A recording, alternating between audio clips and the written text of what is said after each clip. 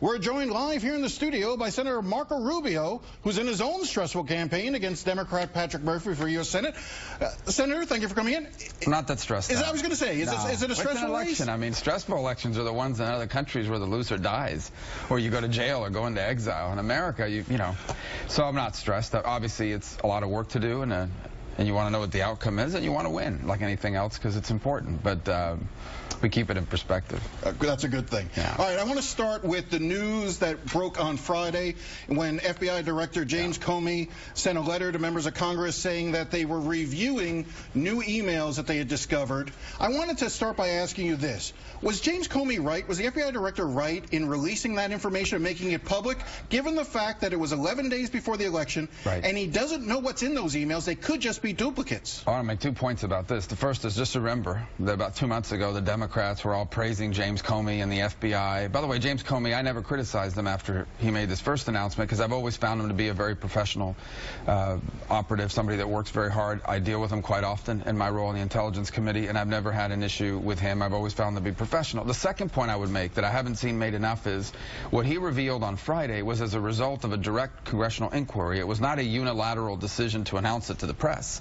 He had to respond to a congressional inquiry. He got a direct from the chairman that has oversight over his function at the FBI, and he had to respond to them within a reasonable period of time. And it happened to be 11 days from an election. But he didn't go out and hold a press conference. He had to respond to a congressional inquiry. Don't you find it troubling, though, that with that announcement and not knowing the contents of what's in those emails, that it could adversely affect the election one way or the other? That why should this information, how does a voter process this information? Well, that's the issue, right? We've never had a presidential candidate 11 or 10 days before the election suddenly once again being scrutinized by the Federal Bureau of Investigation. I mean, and this is a pattern when it comes to Hillary Clinton. I mean, this is not new. This goes back for years. It's constant.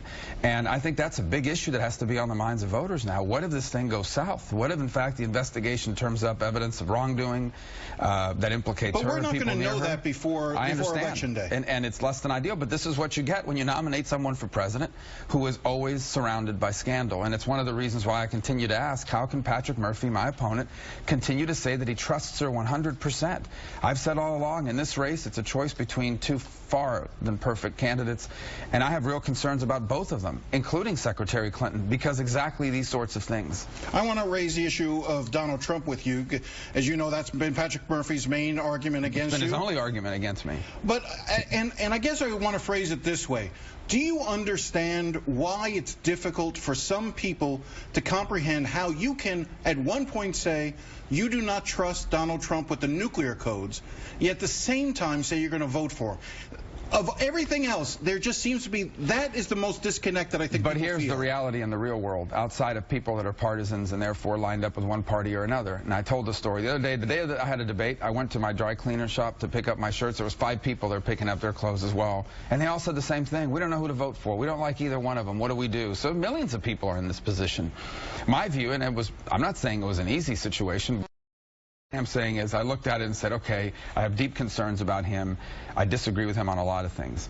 I have deep concerns about her. I disagree with her on virtually everything. But you're and so not you have to make that choice. But you're not concerned that she may do something that could get us all blown up in a nuclear holocaust. And if you say you don't trust Donald Trump with the nuclear launch codes, then you're saying that you don't trust him with the nuclear launch codes. I have deep concerns about her handling of classified information, which in fact on a daily basis is actually much likelier than either one of these two people starting a nuclear war. What's likelier is that she would mishandle classified information, or in her pattern of secrecy, she would create a governmental scandal that would create incredible uncertainty in our country, as you're seeing now in this campaign. I mean, imagine if, 2 months into her presidency, Hillary Clinton is indicted, the kind of trauma that would put our country through. So these are the sorts of things about both of these candidates that are concerning, and it goes back to the point I've been making since I changed my mind and decided to run again. No matter which one of these candidates win, you're going to have a senator willing to stand up to them and who is willing to acknowledge that both of these candidates come with flaws. I want to go to health care, because this is going to become a major issue with regard to what's happening with Obamacare in the future and the rest of it.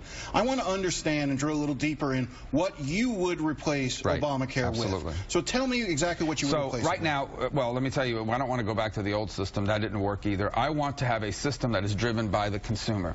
You and I and the people who purchase health insurance would be in charge of that decision, because the marketplace would have to respond to the consumer instead of the consumer to the marketplace. The way you do that is you put people in charge of their health care money. One way people could get health insurance is the way they get it now, through their employer.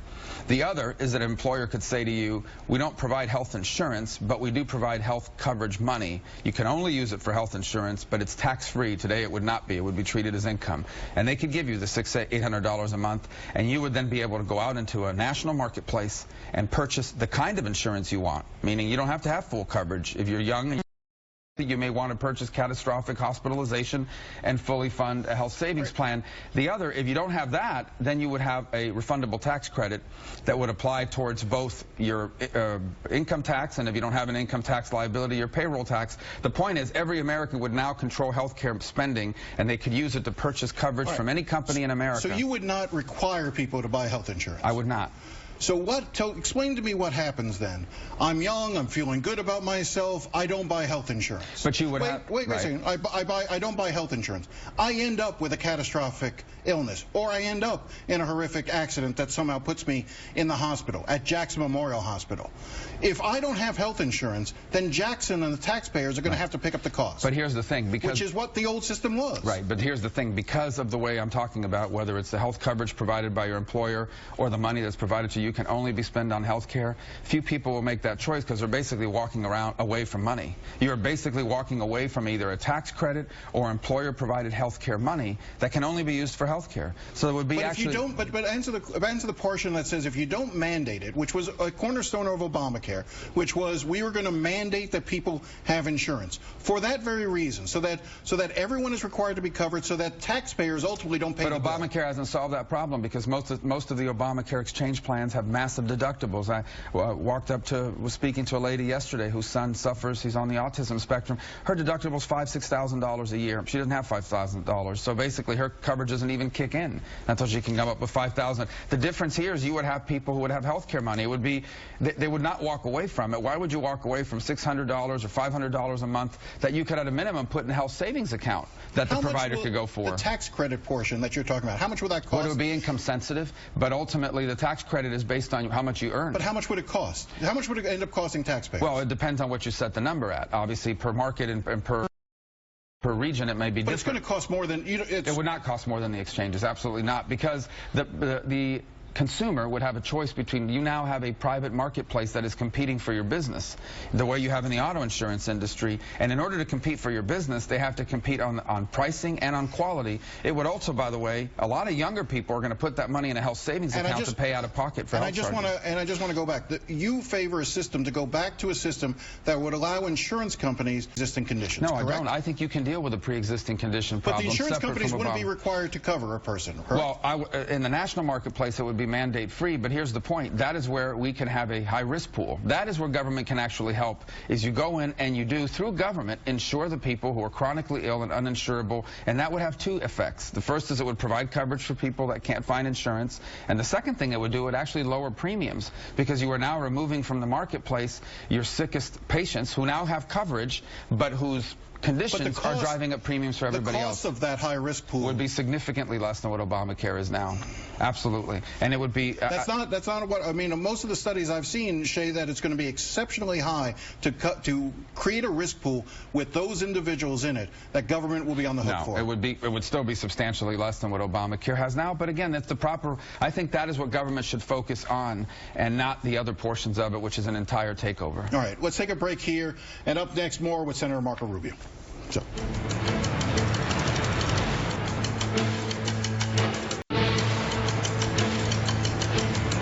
Facing South Florida with Jim DeFede on the air and on the web at CBS-Miami.com. Ladies and gentlemen, the next and first female president of the United States, Hillary Clinton!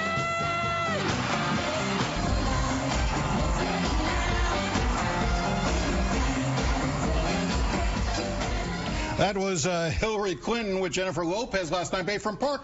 No concerts for you, Wish? Were you at the concert last night? No, I was at an honor flight. We had a bunch of veterans from World War II, a couple from Korea that came back from one of those honor flights. We're going to see a Pitbull concert for you? No, Something? What are we going to do? Pitbull's going to stay out of politics for now. That's a good thing. All right, let me ask you some more questions. What's your position on TPP, the Trans-Pacific Partnership? Are you going to vote for it if it comes up? Well, this current deal is one that concerns me, but let me tell you, in general, I would love for us to have a free trade agreement with the Asia-Pacific region. The issue with TPP, this current agreement, is twofold. Number one, on biologics, it lowers basically the exclusivity time down to 6 or 8 years. That's problematic because a lot of our cures are going to come from biologics.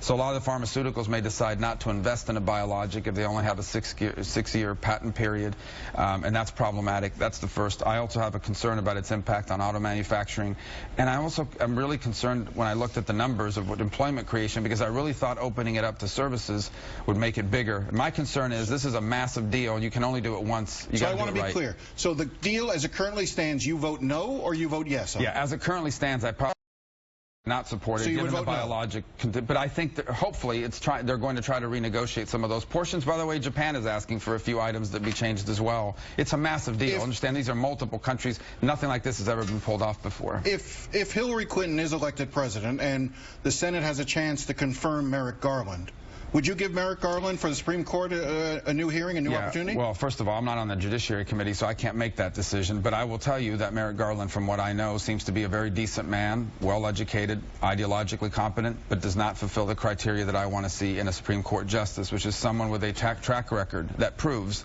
that he understands that his job or her job is to apply the Constitution as originally intended, not as a living and breathing document, which is what many on the left is. So if she nominates someone who fits that criteria, I'll be more than happy to support them.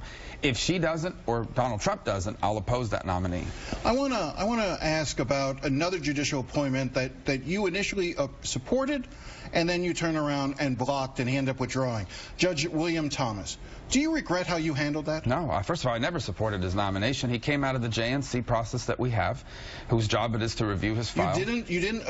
I did not. It would not have been moved forward unless you signed off on it. No, but first of all, we found since the time that he came out of the JNC, we learned about the way he handled a couple murder cases. A murder case in particular involving a young lady here in South Florida. I was deeply concerned about that. We also learned about the way he handled a DUI case. I was concerned about that. But the prosecutor in that case, in the DUI case, even came forward and said his rulings, was all fair. But here's what happens, and here's the truth. Okay, a lot of these lawyers that were once prosecutors are now lawyers appearing before these judges, and they all want to be in good graces with all the other judges. So they come forward and say these things publicly, and then privately you have these lawyers calling you and saying, I have concerns about this judge, but please don't make it public because I still have cases before the court and I don't want to be looked at badly by other judges. But isn't this one of the reasons why it's so hard to get any appointments passed? He was replaced by another judge who's a fantastic judge, is now on the bench, is sitting there and functioning. So, you know, it's not a vacancy that's been unfilled. Judge Thomas was not the kind of jurist that I believe should be on the court. The way he handled the murder case of this young lady from South Miami, went to high school with my nephews. I have deep concerns about the way he handled evidence, especially early in that case. They were ultimately convicted. They were, but the process was more painful than it needed to be for the family. He did everything possible to kind of skew in the direction of the victim, of the perpetrator early on. He's just not the kind of judge that should be put in a lifetime position. And the White House withdrew his nomination, replaced him with a new nomination. That judge is now sitting on the federal bench. They withdrew after he was left hanging because you wouldn't. He was not left hanging. I told him he wasn't moving forward. There was no hanging there. I mean, it was not going to happen, and I was very clear with the White House about that. We have very little time. I just want to bring up Syria, though. You voted against airstrikes in 2013. Was that a vote of mistake? No, because the president's proposal was to go in and take symbolic action to send a message to Assad. That is not the use of the United States military. Beyond it, I never felt, even to this day, do not feel that a full-scale U.S. military intervention against the Assad regime is the right way forward.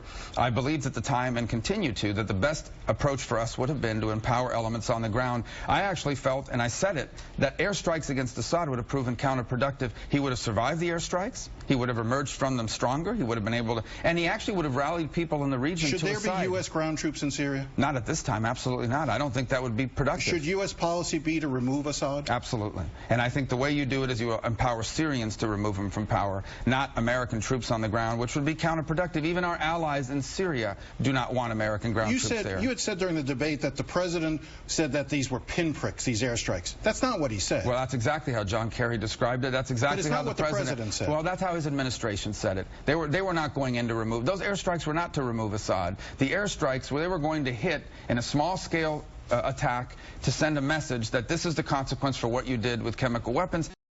But it wouldn't have eroded his capabilities, and in my view, it would have strengthened him. It would have forced Arab countries in the region to rally to his side, because in the Arab street, even in the capitals of some of our allies, American intervention in the region is not popular, and it would have strengthened Assad. I made all these arguments at the time when I voted against it, and I was right.